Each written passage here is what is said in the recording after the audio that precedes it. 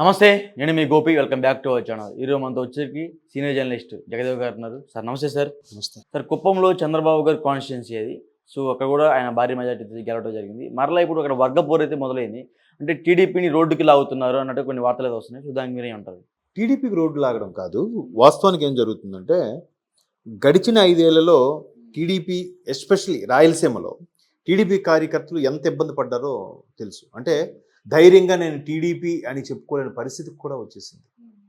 దానికి కారణం ఎవరు? దానికి కారకులు ఎవరు? వైసీపీ వాళ్ళు. పెద్దిరెడ్డి గారి నియోజకవర్గం కాబట్టి పెద్దిరెడ్డి గారు, లేదా జగన్మోహన్ రెడ్డి గారి నియోజకవర్గం అంటే జగన్మోహన్ రెడ్డి, ఎవరైతే వాళ్ళు.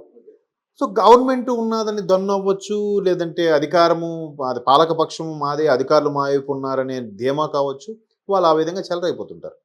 అయితే ఇప్పుడు కుప్పంలో ఉన్న పరిస్థితులు ఏంటంటే, కుప్పం అని కాదు రాష్ట్ర వ్యాప్తంగా ఉన్న పరిస్థితులు ఏంటంటే, గత 5 ఏళ్లలో ఏ వైసీపీ వాళ్ళు అయితే కాలరెగరేసి మమ్మల్ని నానా ఇబ్బంది పెట్టారో, చీటికి మాటికి మా మీద అటాకులు చేశారో, చీటికి మాటికి మమ్మల్ని అరెస్టులు చేశారో, మా ఆడవాళ్ళని ఇబ్బంది పెట్టారో, వాళ్ళని వదిలే ప్రసక్తే లేదు, ఉపేక్షించే పరిస్థితి లేదు అనే తలంపులో ఉన్నారు. మరోవైపు అధినేత చంద్రబాబు నాయుడు గారు కానీ, లేదంటే జనసేన అని పవన్ కళ్యాణ్ గారు కానీ, కూటమిలో ఉండే ప్రధాన ఈ అధ్యక్షులు మీరు సంయమనం పాటించండి, వాళ్ళు కవ్వింపు చర్యలు దిగితే దిగొద్దు, మనం గవర్నమెంట్ వచ్చింది మీరేం కాదులే అని చెప్తున్నారు. చెప్తుంటే వాళ్ళేం చేస్తున్నారు తెలివిగా, ప్రభుత్వం లేదు కాబట్టి వైసీపీ వైపు ఉంటే మా మీద కేసులు పెట్టి రివర్స్లో టీడీపీ వాళ్ళు మమ్మల్ని అరెస్ట్ చేస్తారనే ఉద్దేశంతో మర్యాదపూర్వకంగా స్థానిక ఎమ్మెల్యేనో లేదా అధికారులను కలుస్తున్నారు. టీడీపీ వాళ్ళనో కలిసి అయ్యా మీ వాళ్ళు మమ్మల్ని దాడి చేయకుండా చూడండి, మేము కావాలి మీకు సపోర్ట్ ఇస్తామని చెప్తున్నారు. సపోర్ట్ ఇస్తూనే మెల్లగా అవసరమైతే టీడీపీలోకి చేరిపోవడానికి, లేదా బయటకు వచ్చి అలా కుదరినప్పుడు మమ్మల్ని పిలిచారు తిరిగి డబ్బులు డిమాండ్ చేస్తున్నారు అని చెప్పి లేనిమోని పబ్లిసిటీ ప్రాపగాండా చేస్తున్నారు వైసీపీ వాళ్ళు. ఇప్పుడు టీడీపీ వాళ్ళకి ఎలా ఉంటుంది? అరే ఎన్ని ఇబ్బందులు పడినా మేము పార్టీ మారకుండా కండువా కప్పుకొని ఉన్నాం కదా, ఇప్పుడు మాకు ప్రాధాన్యత ఇవ్వకుండా ఇప్పుడు వాళ్ళు ఏదో వస్తున్నారు, వాళ్ళ బలం మనకు అవసరం కదా అని చెప్పి వాళ్ళని కండువా కప్పు ఆహ్వానించేస్తే వాళ్ళని ఏం అనలేని పరిస్థితి. ఇది ఎంతవరకు కరెక్టు? దీనికి పెద్దలు అరే ఏం కాదులే అన్ని జరుగుతుంటే రాజకీయాలను కామని సర్దుకుపో అంటున్నారు. కానీ ఉడుకు రక్తం ఊరుకుంటుందా? యువ రక్తం ఊరుకోదు. వాడిని అలా వదిలేయడం వల్ల ఆడు మళ్ళీ చెలరైపోతాడు. ఆడికి భయం లేదు. గత ప్రభుత్వంలో వైసీపీలో ఉన్నాడు, చెలరైపోయాడు. ఇప్పుడు మళ్ళీ టీడీపీ కండువా కప్పుకొని ఇప్పుడు కూడా మళ్ళీ చెలరైపోయాడు. వీళ్ళ మీద ఏమనకపోవచ్చు కానీ మిగతా వాళ్ళ మీద చెలరైపోతున్నాడు. మరి అలాంటి వీడిని చూసి ఇంకోటి వస్తాడు, ఆడిని చూసి ఇంకోటి వస్తాడు, 10 మంది తయారవుతారు కదా, రెబల్స్ అయిపోతున్నారు కదా. దానివల్ల నష్టమే కదా. నమ్మకంగా జెండా పట్టుకొని తిరిగిన టీడీపీ కార్యకర్త ఇట్లాంటి చేయడం వల్ల ఎడమొహం పెడమంగా ఎందుకు లేదు సార్, వాళ్ళకు కూడా మరి కండువా కప్పు తీసుకుంటున్నారు, మరి మాకు ప్రాధాన్యత ఎక్కడుంది? ఎవడైనా అంతే కదా. ఇప్పుడు నా ఫ్రెండ్ కూడా మొన్న మిత్రుడు ఒకడు ఊర్లో వాడు ఎంపీటీసీ అయితే ఏదా కంగ్రాచులేషన్స్, మరి మీ కూటమి ప్రభుత్వం వచ్చింది కదా, ఏంటి మరి మన పనులు ఏమవుతాయంటే ఎక్కడవుతారా బాబు, మన దగ్గర లిమిటెడ్గా గెలిస్తే అరే మా నాయకుడు వచ్చాడు మిగతా వాళ్ళకి రాలేదు కాబట్టి మా ద్వారా చెప్పించుకోవడానికి, అందరూ మా కూటమి వాళ్ళే, ఇంక నా పని ఏమవుతుంది? అంతే కదా. లిమిటెడ్గా ఉన్నప్పుడు ఆ క్రేజ్ వేరు ఉంటుంది. 166 మంది కూటమి వాళ్ళే, 164 మంది, మనకి ఎక్కడ పనులు అవుతారా? చాలా ఇబ్బందిగా ఉంది.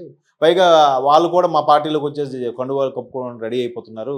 మళ్ళీ ముందంతా మా ఎదురు కాళ్ళ దగ్గర తీసిన వాళ్ళు ఇప్పుడు వచ్చి అన్న ఏంటన్నా ఏంటి సంగతి బాగున్నా అన్న అనే ఊరికి వచ్చి కలిసి వెళ్తున్నారు సిగ్గు లేకుండా, మేమేం అనలేని పరిస్థితి. అంటే అలాంటి పరిస్థితి ఇది అంతటికే కారణం ఏంటి? ఇప్పుడు కుప్పం సంబంధించి ఆయన ఎవరు మున్సిపల్ చైర్మన్ ఉన్న డాక్టర్ సుధీర్ గారి వ్యవహారం గతంలో చాలా ఇబ్బందులు పెట్టి చాలా అరాజకాలు చేసి ఆ కుప్పంలో పోటీ చేస్తే భరత్ గారిని అండ చూసుకొని కూడా, చంద్రబాబు నాయుడు గారికి ఎగనెస్ట్గా భరత్ కదా పోటీ చేసి, ఆయన అండ చూసి కూడా చాలా చెలరేగి ఎన్నో లేనిపోని కల్లోవాళ్ళు సృష్టించిన వ్యక్తికి ఎమ్మెల్సీ భరత్ ఈ సుధీర్ అని మున్సిపల్ చైర్మన్ ఈయనకి కూడా మళ్ళీ కండువా కప్పితే మా పరిస్థితి ఏంటి? ఆల్రెడీ వీళ్ళు ఇష్టం లేదని ఇండైరెక్ట్గా చెప్తూ కార్యకర్తలు సుధీర్ హాస్పిటల్ దాడి కూడా చేశారట. బట్ ఆయన అవన్నీ లేకుండా మనం బ్రదర్స్ అయిపోయింది కదా, ఇప్పుడు వాడు ఆ టైం అయిపోయింది, ఇప్పుడు బిల్డప్ పోయి మనం అంతా ఒకటేనబ్బా అని చెప్పి టీడీపీ కండువా కప్పుకునే ప్రయత్నం చేస్తున్నాడు. ఆయనతో పాటు ఒక 8 మంది కౌన్సిలర్లు కూడా వస్తున్నారు కదా. సరే మన పార్టీని బలోపేతం చేసుకుందామని కూడా బాబు గారు ఒప్పుకున్నారు అన్నట్టుగా వార్తలు వస్తున్నాయి. మరి కార్యకర్తకి ఎలా ఉంటుంది? అరే మేము జెండా పట్టుకొని మేము నానా తిట్లు తిని, నానా తాపులు కాసి, తన్నులు తిని, ఆ తర్వాత జైలుకి వెళ్ళి వచ్చి ఎంత చేస్తే మళ్ళీ ఇప్పుడు వాళ్ళ హయాం అయిపోయింది కదా టీడీపీ వచ్చేస్తామంటే మీలో మనకి పార్టీ బలం తక్కువ ఉందని చెప్పి ఆదరించి తీసుకుంటే మరి మాకు ప్రాధాన్యత ఏది? ఏ జెండా అయితే భుజం కాసిందో అదే భుజం మీద మీరు దెబ్బ వేస్తున్నారు, చురక పెడుతున్నారు. ఎట్లా మరి మాకు ప్రాధాన్యత ఏది అనే దీంట్లో కార్యకర్తలు కొంత రగిలిపోతున్నారు. ఒక చిన్న ఎగ్జాంపుల్ అండి, నాకు తెలిసిన ఒక యూట్యూబ్ ఛానల్ ఉంది. ఆ యూట్యూబ్ ఛానల్ కూటమికి ఫేవర్గా చేశారు. గెలచూడంలో యూట్యూబ్ ఛానల్స్ కూడా పాత్ర ఉందా లేదా? మీరు ఉందంటారా లేదంటారా? సోషల్ మీడియా పాత్ర ఉంది కదా. మరి వాళ్ళ కోసం ఫేవర్గా చెప్పిన ఆ వ్యక్తులకి కలిసి ఒక సరదా కలిసారు, ఒక ఫోటో దిగితే, సెల్ఫీ దిగితే వాళ్ళంత హ్యాపీగా ఫీల్ అవుతారు. గెలుపులో మీది కూడా పాత్ర ఉందంటే అబ్బా మనల్ని కూడా మెచ్చుకున్నాడు. ఇంక జీవితాంతం వాడు ఊడికం చేస్తాడు. అట్లా లేకుండా ఇప్పుడు గెలిచాం కదా అని చెప్పి మాకు ఇప్పుడు కుదరట్లేదు, టైం లేదు, అపాయింట్మెంట్ లేదు, ఇవన్నీ చెప్తే ఈ మాట్లాడుతూ ఈ సోకాల్డ్ ఎవరెవరైతే హైప్ చేశారో వాళ్ళందరూ ఎంత బాధపడతారు? బయటికి అనకపోయినా లోపల మదన పడిపోతుంటారు కదా. ఇప్పుడు అదే జరుగుతుంది అక్కడ. కాబట్టి ప్రభుత్వం కూడా ఎవరెవరు దృష్టి పెట్టి వాళ్ళకు ఒక మంచి టీం ఉంటుంది కాబట్టి వాళ్ళని దృష్టి పెట్టి ఇక్కడ ఎవడు జెన్యూన్, ఎవడు కరెక్ట్. ఇప్పుడు ఆల్రెడీ ఫుల్ సపోర్ట్, ఫుల్ మెజారిటీతో ఉన్నారు. ఇంకెందుకు నాయకులు? అయితే ఏంటంటే ప్రభుత్వం మేయర్ల మీద, మున్సిపల్ చైర్మన్ మీద కన్నేసిందంటే ఎట్లాగైనా కైవసం చేసుకోవాలనే ఉద్దేశంతో అందుకు తప్పక ఈ గేమ్ ఆడుతుందనే వాదం కూడా ఉంది. మనం ఎలాగైనా వైసీపీ వాళ్ళని తప్పకైనా తీసుకుని రాబోయే మున్సిపల్ ఎలక్షన్లో, కార్పొరేషన్ ఎలక్షన్లో టీడీపీ కూటమి కైవసం చేసుకోవాలని తలంపులో కూడా ఉన్నారు. సో అందువల్ల ఏమనట్లేదేమో, అందువల్ల వీళ్ళందరినీ కలుపుకుపోతున్నారేమో అనే అభిప్రాయం కూడా ఉంది. మరి ఇప్పుడు ఎలక్షన్స్ తర్వాత ఇంకేమైనా అప్పుడు కావాలంటే చూద్దాం, ప్రస్తుతానికి సమయం పాటించండి, మందే కదా మందే గవర్నమెంట్, సెంటర్లో కూడా మందే గవర్నమెంట్, ఇంకా భయపడాల్సింది లేదు, చూద్దాము అన్నట్టుగా అధిష్టానం అంటే హైర్ అఫీషియల్స్ నుంచి, పార్టీ క్యాడర్ నుంచి కింద స్థాయి వ్యక్తులకి విషయాలని చేరవేస్తున్నారు. బట్ ఉడుకు రక్తం వాళ్ళు అంతవరకు ఆగలేరుగా. సో దానివల్ల చిన్న చిన్న మనస్పర్ధలు, డిస్టర్బెన్స్లు వస్తుంటాయి. But wait and see. అంటే ఇంకా జనసేన కార్యకర్తలకు అన్యాయం జరుగుతుంది అక్కడ.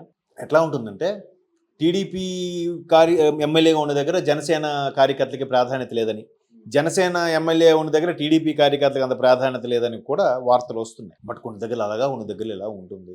టీడీపీ వాళ్ళు ఎక్కువ మంది ఉన్నారు, జనసేనలు లిమిటెడ్గానే ఉన్నారు. ఆ జనసేన కూడా పూర్తి స్థాయిలో అన్ని జిల్లాలకి ఇంక విస్తరించలేదు. అంటే పార్టీ కేడర్ గ్రౌండ్ లెవెల్కి అంత బలోపేతంగా వెళ్ళలేదు. అలా వెళ్ళినప్పుడు కొంత ప్రాధాన్యత తగ్గే అవకాశాలు ఉంటాయి.